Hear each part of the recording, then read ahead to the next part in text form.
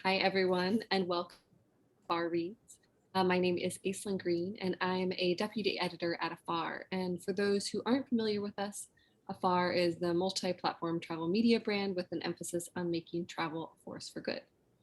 And every quarter, we partner on a book select with the United Nations Association of New York. And in June, we partnered on the novel Of Women in Salt. And we're very fortunate to have the author Gabriela Garcia here with us tonight to discuss her novel. Gabriela is a writer and a longtime feminist and migrant justice organizer. The daughter of immigrants from Cuba and Mexico, Gabriela was raised in Miami and currently lives in the Bay Area. Of Women in Salt is her first novel. And just a few details about the night before we begin. First, Gabriela will give a brief overview of the novel and read a short passage. And then we'll turn to the Q&A portion of the evening. And thank you to everyone who submitted questions in advance. We have a lot of them, which we'll be asking of Gabriela later this evening. If you would like to ask a question during the presentation, feel free to drop it into the chat and we'll try to address those questions at the end of the webinar. But before we begin, I'd love to turn things over to Ann Nickel, Executive Director of the United Nations Association of New York. Welcome, Ann. Thank you, Aislyn. And hello, everyone, and welcome to our program this evening. My organization, the United Nations Association of New York, is a not-for-profit educational organization dedicated to building understanding of and support for the work of the United Nations. And last fall, we partnered with AFAR Media to start a book reading group. Basically, because of COVID, I think we wanted to do something really more fun, a little more discussion rather than a lot of international affair things that we discuss. And this is a reading group that would bring to our members and the public a discussion about books that have a sense of cultural immersion and exploration, celebrating global diversity.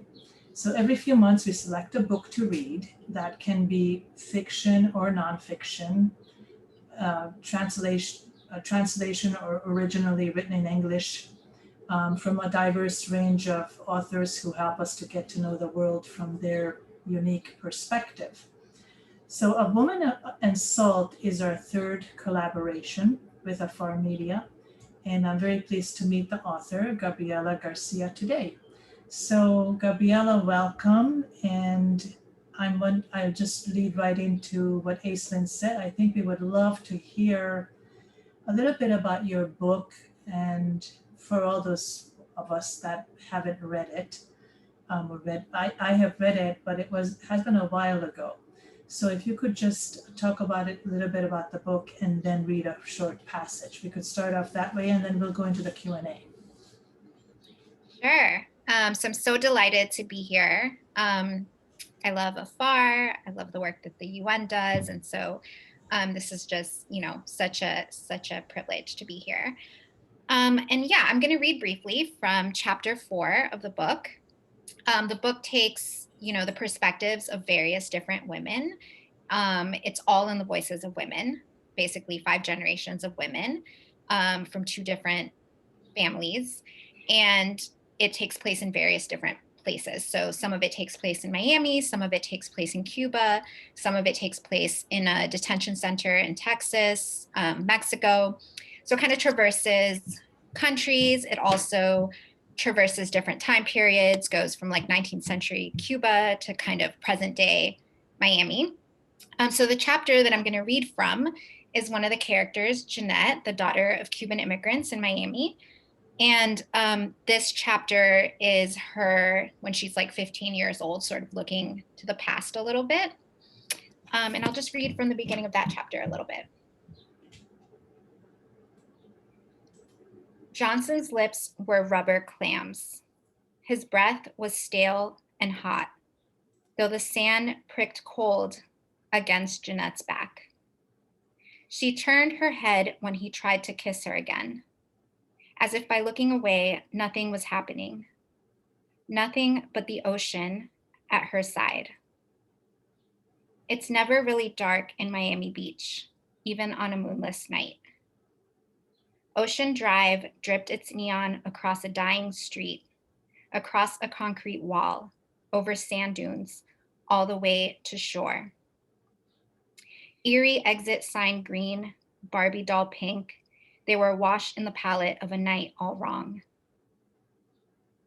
Jeanette spotted the hand first, bloated, palm up on the wet sand. Skin purple red like a heart carved out of the body. She cheered it on even. Yes, my little heart, run to see and leave this moment. Then she followed the lines and angles and a fuller graph appeared. An arm as the water receded, bobbing breasts as the water rushed back. Holy fuck, she whispered. Shock gave her strength she couldn't muster a moment before. Jeanette dug her heels into the sand and pushed Johnson off.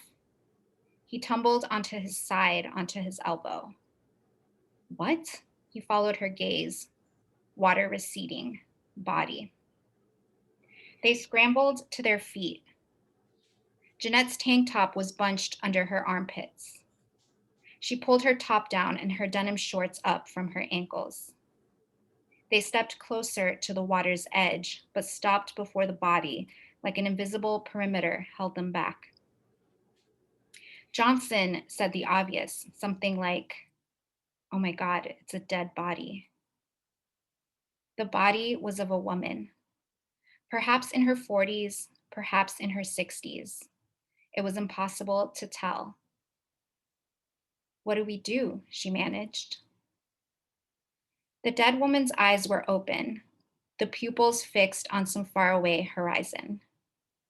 They were milky, looked like they'd be pebble hard to the touch, and the mouth was slightly parted like death had come as she said something innocuous.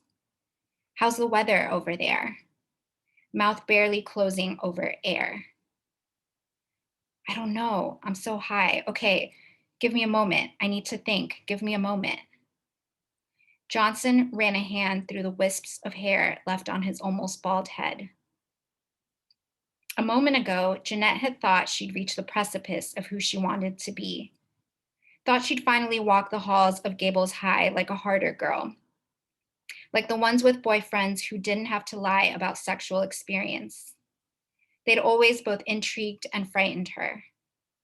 She knew they knew of things she only read about in romance paperbacks with worn spines, or watched on HBO late at night with the volume muted so her parents wouldn't hear. She believed the harder girls, the cooler girls, were contagious.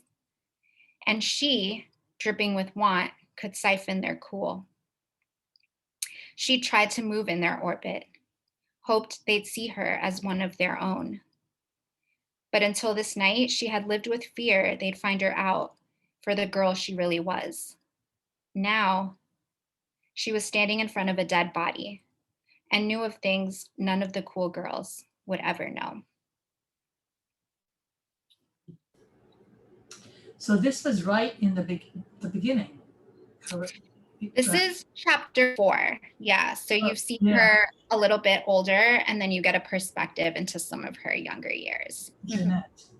Mm-hmm. So this is more like an intergenerational novel. So what inspired you to write such a story? How did you get started? Yeah, so I've always been really interested in thinking about novel structure, and I knew that I didn't want to write a sort of traditional structure that, sort of a hero's quest, and there's a conflict and it's resolved and falling action, and it follows a kind of linear timeline.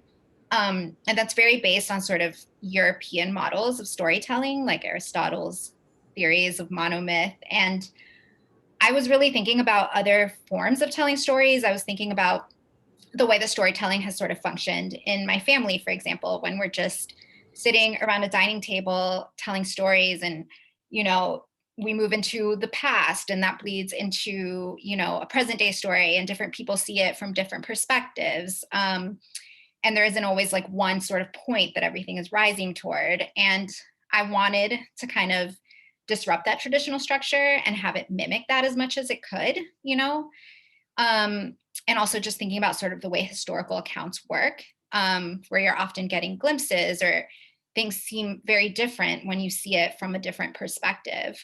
I tried to sort of capture that feeling as much as I could in the way that I structured the novel, in many different voices, many different styles, sort of moves in and out of different consciousness.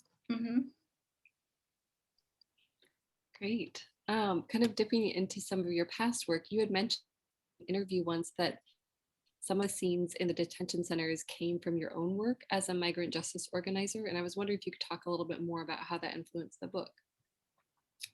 Yeah, so there are some chapters that take place in a Texas detention center. And you're right, before I ever wrote this book or went into an MFA program focused on fiction, and those were like the bulk years when I really wrote the book, I was working as an organizer for many years. I was mostly working around deportation defense, so working with a lot of women who were in detention, often in these family detention centers that were sort of being built at the time, around like 2014. So often detained with their children. And yeah, I got to know a lot of these women really well. I got to sort of understand how these detention centers function and what they're like. And during that time, I was sort of writing some of this, some of what would eventually become those chapters, not really thinking about it as like a novel, but just sort of my own way to process some of this work that I was doing. But, you know, a lot of that did bleed into obviously my interest. And I ended up turning a lot of that into those chapters that take place in a detention center. Gabriela, was there any other part in the book that's autobiographical other than? You know, all of the characters that I write about are pretty different from me and my life and the way that I grew up. Of course, there's always going to be bits and pieces of me and everything that I write. Like, for example, you know, my work with migrants and in detention centers. But yeah, it's not really autobiographical. I do feel like I wrote about places that and people that I know pretty well. You know, I grew up in Miami, so I write a lot about Miami. I grew up traveling to Cuba a lot, and Cuba is a big part of the novel. My mother's, you know, from Cuba. My father's from Mexico. I also traveled a lot to Mexico, and there's a part that takes place in Mexico. So I was drawing from real life experience, but the characters themselves and sort of their storylines are pretty different from my own. Got it. Speaking of storylines, in that family tree at the beginning of the book, there's a woman known only as X, but we never really learn much about her. What can you talk about why her story was left out and who she is? Yeah, so I was sort of thinking about it the way I think about historical accounts and how there are these spaces of unknowing. You know, I think even when I'm trying to sort of understand my own family or family history, like there are sort of people I know or threads I know and ones that I don't have access to. And I was less interested in sort of writing a traditional saga that follows like every person in this family in depth, you know, and rather just offering these glimpses and allowing readers to sort of fill in between that, however they sort of want to envision it. And so, you know, as I was writing this family's characters, you know, I really wanted to write about Maria Isabel at that particular time in history, and then Dolores at, you know, the time of the Cuban Revolution. And so X is really just a space where I wanted to create this family timeline, this family tree, a matriarchal tree that's just based on the women. But that was one part that I didn't really explore. So I just decided to label it X, you know, is basically what it was. It's tantalizing. So I had this question too, but one of the readers asked if you could tell us why you use the term salt in relationship to the woman's stories. I found the title interesting. Yeah, so in addition to writing fiction, I also write poetry. And I think I often think about my titles in fiction for this novel and also for some of the short stories that I've written in sort of the same way that I think about my titles for poems. It's not a literal title, like it's not a phrase that sort of appears in the novel. But I knew I wanted women in the title because the book is all in the voices of women and centers women. And I sort of went through and looked at what words, what images sort of came up more than once, and that could hold a lot of different meanings. And salt was an element that came up multiple times, you know?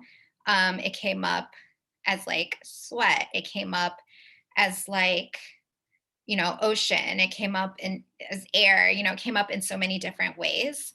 And salt can have so many different meanings, you know, it can be tied to those elements. It also, especially in the Caribbean, has an element of like danger or sort of tied to different things, like Santeria relates to sort of curses or bad luck.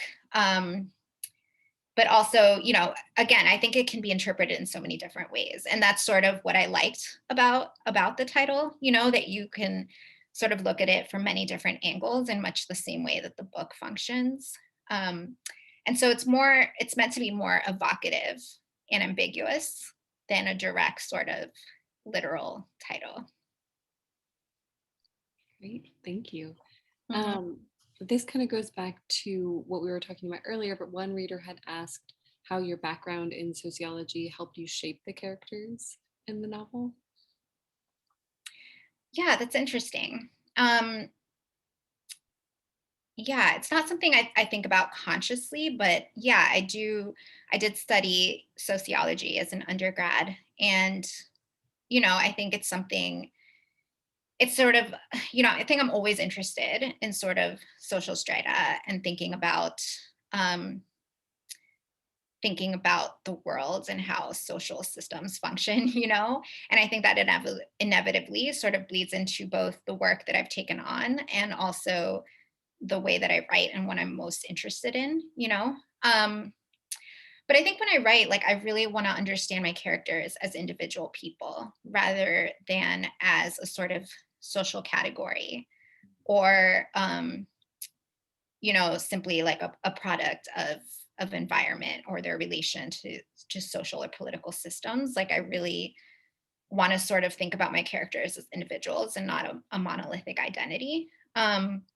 So I start from that place, you know. I'm definitely often thinking sociologically about the world, but I really sort of want to focus on the individual and not have them just like stand in for a sort of social point that I want to make. Mm-hmm. Are there archetypes that your female characters represent? You base them on any? You know, I don't know that I necessarily am writing into archetypes as much as sometimes I think I'm writing against them in some ways, you know, or maybe archetypes, not even the word, but like some of the sort of ideas that exist around like motherhood, for example, in particular, immigrant mothers as sort of all sacrificing, um, you know, all encompassing motherhood.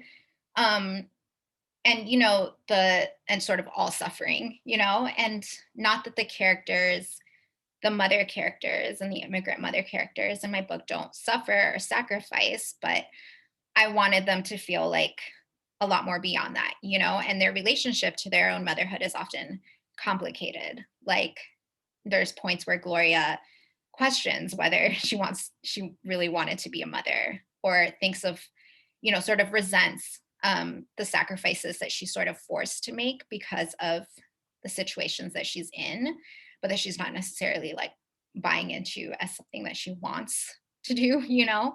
Um, and so I wanted to kind of complicate some of those ideas around motherhood and sacrifice. And um, yeah, you know, I think I sort of wanted each of the women to feel really complex, even uncomfortable at times. You know, they're all sort of very flawed in their own ways.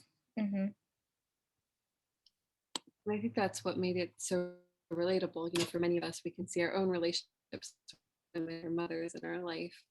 And that you had mentioned that there were a couple of women that you knew you wanted to, but how did you choose that you included in the novel?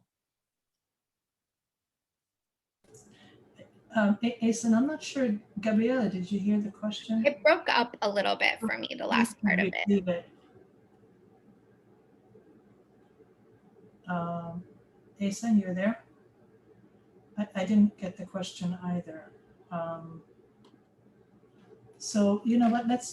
I'm not sure exactly what happened to the line, but let's talk a little bit about Cuba and the role of women. How do you see the evolution of the role of women in Cuba going forward? I think I'm a little hesitant to like define that as a sort of Cuban American daughter of a Cuban immigrant from the US. Like, I think more than anything else, Cuban women in Cuba should like define their role, you know? And I think that they are in many ways. I think, like all sort of governments that I can think of around the world, um, the sort of male centric politic is in existence in Cuba. But again, I think that's true of the US. I think that's true of almost any country I can think of, you know? Um, and so I think women are consistently sort of forging their voices within a patriarchal society, again, like all over the country, all over the world. But I think I think for me, it's really important to sort of, as an outsider in many ways, because I'm a US born daughter of Cuban immigrants, to just center Cuban women in Cuba in forging their own sort of path. Mm-hmm. Aislyn, I didn't hear your last question. You want to go back to that one? Can you hear us? Yeah, I'm so sorry. I think my internet just dropped out. Go ahead and ask the next one, Anne, and I can pick up from there. Okay. My apologies. Okay, so there's a question that I'm not exactly sure I remember this part, but it said, why did you include the husband and wife at the counter where Jeanette worked? Yeah, so that's one of the later chapters in which there's a couple, and Jeanette is sort of witnessing how this husband is sort of gaslighting his wife. And I think I often think of what characters illuminate about each other, you know? And I think in that scenario with that couple, like Jeanette is also thinking about her own relationships, thinking about her mother's relationships. You know, I feel like they're all sort of angles at looking at a situation. And I wanted a lot of the chapters to sort of feel self-contained. Not that they don't like relate to each other and aren't like understood in relation to each other, but some of them you can also read as almost like a short story, you know, and sort of have their own kind of storyline within them. And so I think that encounter with that couple in the department store is sort of the anchor point in that chapter that sort of relays a lot about Jeanette and her relationships. Mm-hmm. Got it. We had several questions from readers kind of about your own life and history. And one of them was, how do you think your parents' immigration to the US was different from that of people coming today? Yeah, I mean, I think often people talk about the immigrant experience or the immigrant experience in fiction. And I think that I don't really believe in an immigrant experience. Like, I think there are many different immigrant experiences, and it's often very much tied into race and class and the economic dynamics of migration.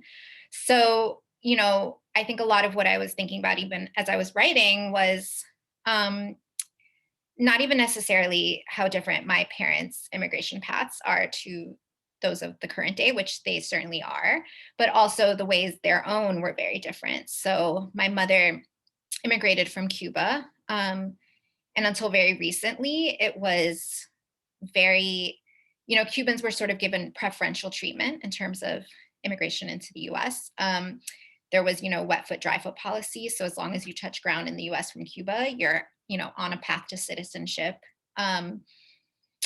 And there were like economic resources available. And Cubans were also, during those first waves of migration, coming from sort of wealthy backgrounds in Cuba, escaping you know, communism and loss of property, and often were, you know, white immigrants into Miami, into an established sort of ethnic enclave. So that was different from my father's immigration path from Mexico, which migration from Mexico never had those kinds of privileges. And so, you know, everything in terms of how they were sort of treated and the resources available to them because of where they were coming from and what their sort of pushes to migrate were, you know, just made me very aware growing up of how Latinidad is not a monolith, how migration is not a, yeah, just how the immigrant experience has really varied based on a lot of different factors. And yeah, I mean, it is different even from today, like those sort of benefits that existed for Cubans changed under the Obama administration. So now there is such a thing as undocumented Cuban immigrants, whereas for 50 years there wasn't, you know, and are sort of, you know, treated differently now. So yeah, there are lots of ways that their immigration paths might have been more difficult today. Mm-hmm. So your upbringing in Miami, from how did it affect your view of Cuban history, being from Cuban and Mexican heritage? Mm-hmm. Yeah, that's a really complicated question. I think in many ways, I grew up differently from a lot of the people that I grew up around, the children of Cuban immigrants in Miami, because I grew up traveling to Cuba frequently. And there's a lot of sort of political tension around people traveling to Cuba in Miami. A lot of my friends, you know, never traveled to Cuba, or their parents had no interest in ever going back to Cuba. But I did travel to Cuba frequently. I had like a lot of contact with my family members in Cuba. So in many ways, I think I had a complicated perspective, you know, because I sort of had the kind of US perspective, the kind of Miami perspective of Cuba. I was well aware of it. And also had a very different perspective when I was traveling there and with, you know, the Cubans on the island I would talk to who didn't necessarily have an interest in immigrating to the US. So I think growing up that way complicated my views of Cuba. And I think I grew up understanding it as a very complex, complicated place with many different perspectives, much as I think of the US or like any other country, you know? Mm-hmm. Transitioning a little bit more into kind of your current work, people were wondering what kind of literary and social justice projects you're working on right now.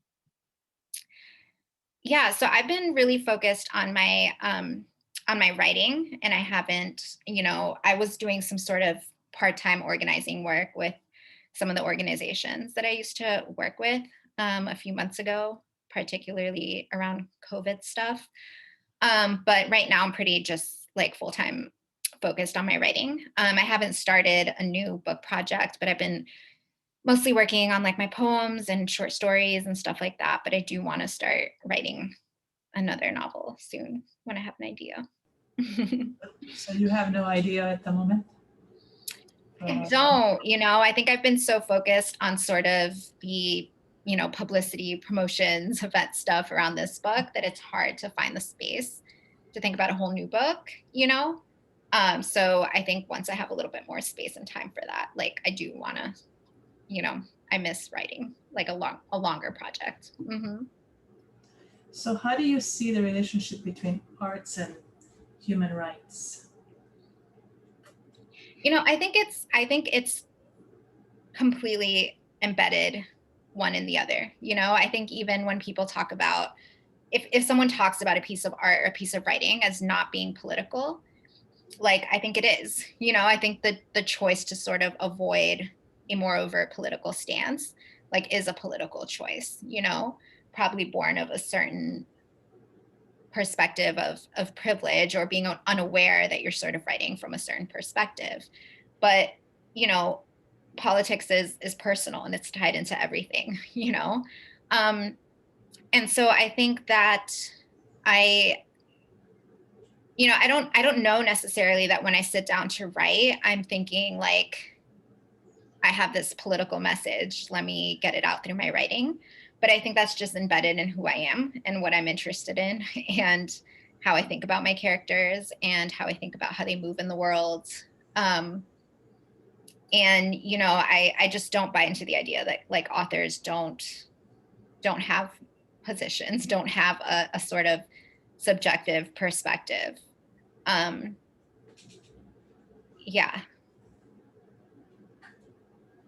Well, who is your favorite author? I know that's a tough choice, or what are you reading now? I have so many, and I feel like anytime I get this question, I get stressed out because I'll read something really good and I'm like, this is my favorite author, But when I think of sort of the books that I've just turned to like time after time, I've read a lot of Toni Morrison. I've read a lot of Sylvia Plath.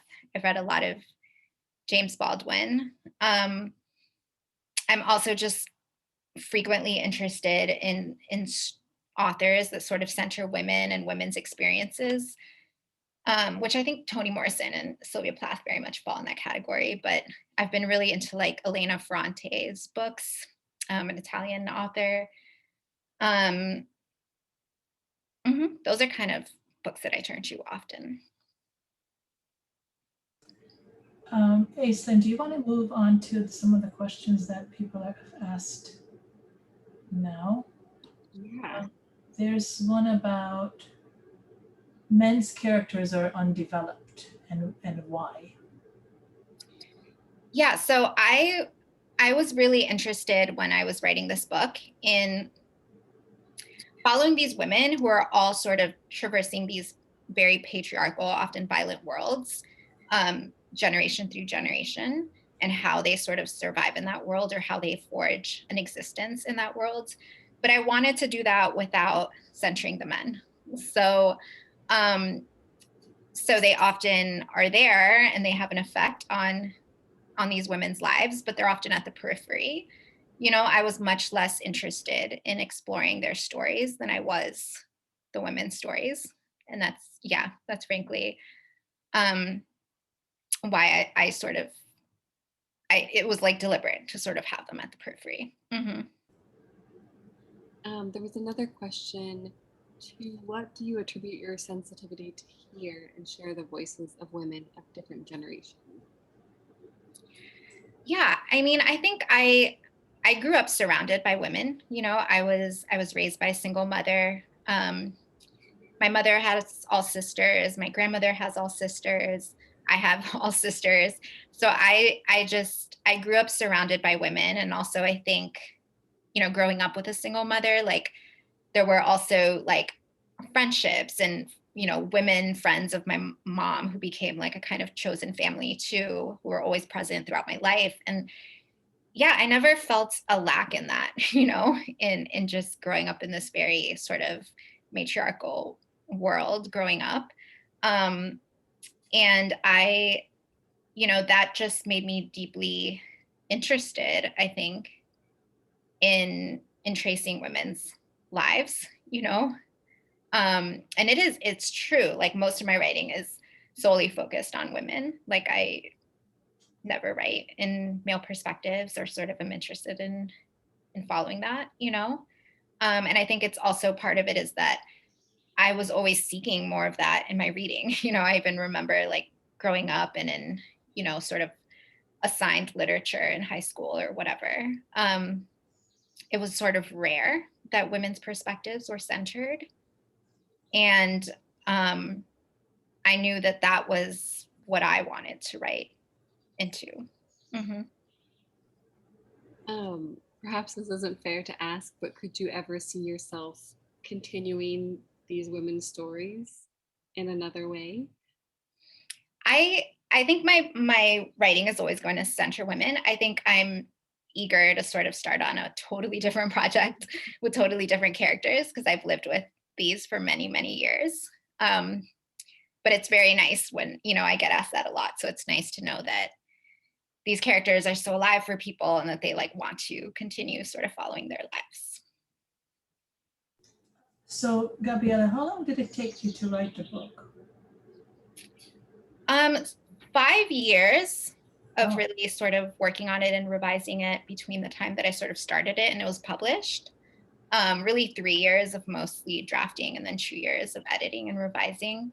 But like I said, some of the writing, like particularly the stuff that takes place in the detention centers, you know, I was drawing from sort of little smaller pieces that I was writing in between or before that time. Yeah, but really like sort of 3 years of writing and 2 years of editing. Mm-hmm. Yes, the detention centers were really horrifying from what I was reading in the book about just different things that we really didn't hear in the newspapers. Mm-hmm. Yeah, so you really brought that home, I thought, in the book. Yeah, it's interesting to me because I have a lot of people sort of remark on that or feel, you know, tell me that it feels very timely, which is interesting to me because those parts of the book are like, I think in 2014 or just not, you know, in present time. But I think those issues of like family detention were happening, you know, before the Trump presidency or before it was sort of a widespread national conversation. Like I think when I was working on this stuff, it was really difficult to get any kind of national mainstream media attention on what was happening in these detention centers. And that was sort of the biggest shift, you know, into the Trump presidency as this became like a widespread national conversation. But yeah, you know, I'm often just sort of like, this was always kind of a timely issue to me in the work that I was doing. And certainly is still a relevant conversation because it's still happening. Mm-hmm. Another question came through. What was the hardest challenge in writing this book? You know, I think this is probably true for a lot of women, I think, or for a lot of writers. Yeah, maybe women too, women writers. But I think, you know, I think doubt and self-critique is probably the hardest challenge. You know, just knowing when to let go of a piece of work and, you know, dealing with the part of me that could work on something for years and years and never feel like it's good enough, you know? I feel like that's, you know, the hardest part of any writing. Aislyn, I think there's an interesting question from David in the Q&A box. He said, I haven't read Miss Garcia's novel, but reading that she sees it as a novel in connected stories, I'm wondering if she was inspired at all by is that Kiasi? Is that how you say her name? Mm-hmm. Homegoing, which came out around the time your novel was taking shape at Purdue. Yeah, so I did read Homegoing. I read that, you know, after I had drafted the novel. So it wasn't really an influence in sort of when I was conceiving of it. But I do love that novel. And I think, it's another novel that's sort of playing with structure. And I think there are a lot of sort of recent examples of books that do that. There's also like Tommy Orange's There. And there's just, there's a lot of books that are sort of playing with time that way. I was looking at a lot of different books that are structured in various different ways, like even David Mitchell's Cloud Atlas, which is shaped around all these very, very different narrative styles and storylines, but somehow forms like a cohesive whole. Like I was thinking about like lots of different examples of that kind of structure. But I think, it's exciting that I'm seeing a lot of other writers kind of taking on various projects like that feel cohesive and also fractured. Mm-hmm. Another question came through about, well, do you think it's easier for women to relate to each other in skipping a generation, like Jeanette with her grandmother versus her fraught relationship with her mother? That's interesting. I mean, it probably depends on individual dynamics, on what that mother-daughter relationship is, on what that grandparent and granddaughter relationship is. I think what's interesting about any relationship is that you're sort of relating to people at different times and in different circumstances. So certainly the way that Jeanette related to who her grandmother was at that point in time, and who she herself was, was different than her mother relating to her own mother in a very specific way and from a very specific perspective. So, I think I'm often interested in a lot of relationships between women, mother-daughter relationships, sisters, friendships. And I think mother-daughter relationships in particular can be some of the most intense and interesting. Because I think when you're a child, you sort of have a very self-centered perspective, and you understand your parents as just fulfilling the role. Like that is your mother, her role is to sort of be your mother. And, it wasn't until I was like an adult that I sort of started to really understand that my mother was like a whole person separate from me, and that there were all these multitudes that I sort of had no access to and would never fully know. And that's, I think that's so fascinating to me. And I think that's a lot of also what's happening with a lot of the characters in the book. Like they sort of understand each other from a certain role perspective, but you also get to see so much more of who they are that maybe illuminates some of those fractures in those relationships and why it's so hard for them to understand each other. I don't know if you two discussed this while my internet was cutting out, but you had mentioned that you grew up going to Cuba, and I was wondering if you visited frequently as part of your research for the book, or if that's just part of your life. Yeah, I mean, like I said, I've traveled pretty regularly to Cuba. So I was certainly traveling while writing the book, and doing even some of the writing while I was in Cuba.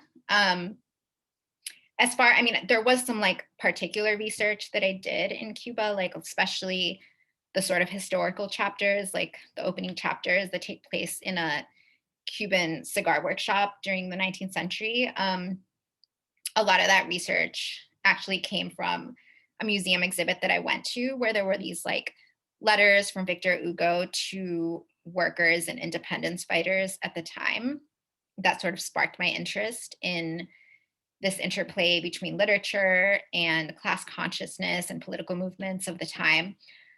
So yeah, there were pieces of that sort of research that I did in Cuba, but also I was just, traveling regularly and seeing my family. And mm-hmm. So was that common at the time to read to workers? It was, yeah. And, it still continues to this day in some cigar workshops. But yeah, I mean, there were all of the reading material that I'm drawing from in that chapter is drawn from real life source material. So those newspapers that were aimed at cigar workshop workers are real, and those articles are pulled from that. And the excerpts of literature are all like real texts that were popular in the workshops.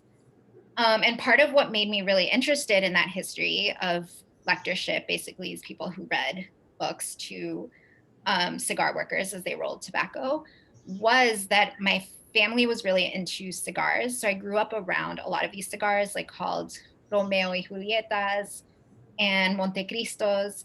And I never knew that those names were literally drawn from books that were very popular in those cigar workshops historically.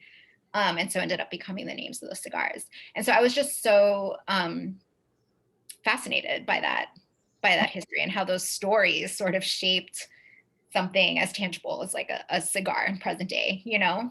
Mm-hmm.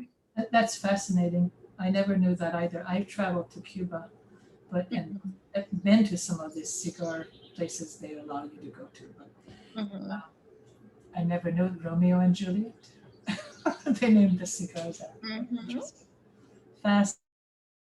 I thought that part was really very interesting in the book. So, Aislyn, I think we're nearing. I don't know. Any more questions? Do you see anything else? We had one more pop up, and I guess we'll let it be the last one, unless anyone else wants to throw something out in chat. But David, again, had another question for you. Gabriela, I'm curious about the sort of changes that took place over 2 years of editing. How did your work with your editor most significantly alter the final novel? Mm-hmm. Yeah. So I think most, there weren't like actually major changes to the book. I was lucky to work with an editor who like very much understood my sort of vision for the book and what I was trying to do and didn't like sort of try to shape it in any other way. Mostly what I was doing during that time was I did add like a couple of chapters in spaces where I felt like there could just be more information or a sort of perspective that would be interesting. um and so there was that, but it was more just sort of refining on a very like sort of micro level language or sentences, or there weren't like really big sort of developmental edits that I did. Very cool. Oh, one more. Do you think you could write about another culture with this much truth? I you know I think um I think I'm always thinking about my own subject position in whatever I'm writing about. Like, I'm very aware that my perspective as a US born daughter of immigrants going to Cuba is a particular perspective, is not ever going to be the same as a Cuban born and raised and living in Cuba. And similarly, my perspective in Mexico. And so I'm really sort of cognizant and constantly thinking about that in the ways that I construct my own writing. I think I haven't, what's interesting is I haven't lived in Miami for many, many years, like a decade. And it's still the place that I think I write about most often. And I think in part it's that having some space from it allows me to see it from a different perspective. And also, I feel like for me personally, I need a kind of intimacy with a place um, to write in a way that feels honest. Even in places where I've lived for many years, I feel like I'm still sort of figuring out my place in those places, or still sort of understanding what they are. Um, in a way that Miami feels very intuitive to sort of write about. I feel like I know it really, really well. And that's not to say that, you can't write about other places that you're less familiar with, but I think it requires a deep level of sort of community building and humility, and just, just a lot of work, I think, to not mess that up. Mm-hmm. Yeah, that makes a lot of sense. We had a couple more come through. One attendee asked, what about the role of addiction in the novel, since that was pretty prominent? Yeah, I mean, I was really interested in, I was interested in writing about addiction, but also, again, sort of writing against some of the addiction narratives that I've seen that sort of, like, I didn't want that to be the only or main characteristic of this character. Like, I wanted her to feel like a full person and character who happens to be addicted, you know, or who is like falling into these patterns of addiction. Um, and I wanted to sort of trace some of that like addicted affliction in many ways that it manifests, um, both in, substances, but also in the kinds of relationships that she seeks out or the toxic sort of dynamic of her relationship. Like, I wanted to kind of complicate ideas of addiction too, Mhm. Is there a character that you relate to the most or consider a favorite? That was another question that came through. Yeah, I mean, I think they're all, like I said, none of them are really autobiographical, all maybe carry some piece of me. I think, when I first started writing, I wasn't sure if there was going to be sort of one central character that the book sort of coalesced around. And I think as I was writing, that sort of became Jeanette. And I think maybe it's not that that was my favorite character, but maybe that was the easiest to access, because of the points where we are similar. She's like the daughter of Cuban immigrants and grows up in Miami, around the same time that I was growing up in Miami. So, there were sort of some entry points that I think were just more easy for me to access. And maybe that's why I was drawn to sort of write that character more. Mhm. And Jackie made a really interesting point, and I think we'll let this be the last question and then we'll wrap up for the night. But while each woman is a character, or Cuba and Miami, they're also characters. Do you want to comment on that at all? Oh, yeah. I mean, I think I'm often, um, thinking of place and setting and really any sort of craft element as working in coalition with other craft elements. So I'm always interested in what a place can illuminate about character, for example, And I think you can understand Jeanette in one way within a setting like Miami and in a different way when she's in Cuba. You can understand Anna in one way in Miami versus in Mexico, or Gloria, in Mexico versus in a detention center in Texas. So I'm interested in what all of these settings also sort of illuminate about characters and relationships. And I'm interested in writing, very detailed settings, but not just solely to sort of illustrate what somewhere looks like, rather like what are the details these particular characters would be drawn to and why, and what would it be like to experience the setting through a very particular perspective. Mhm. Well, thank you. Thank you so much for joining us tonight, Gabriela. If people want to follow you, what's the best way to do so? Yeah, so I have the same handle on Instagram and Twitter. It's Gabby, Gabim Garcia. So you can find me there. Or my website is GabrielaGarciaWriter.com. You can also follow some of my stuff there. Mm-hmm. Great. Well, So, thank you so much, everybody, for joining. Um, Aislyn, can I interrupt for one sec oh, before yeah, we of course, go close? ahead. First of all, thank you, Gabriela, for this very interesting program.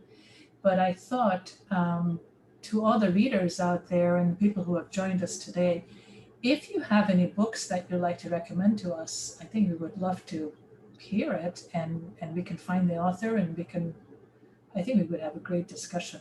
I would love some recommendations. So my email is info@unanyc.org.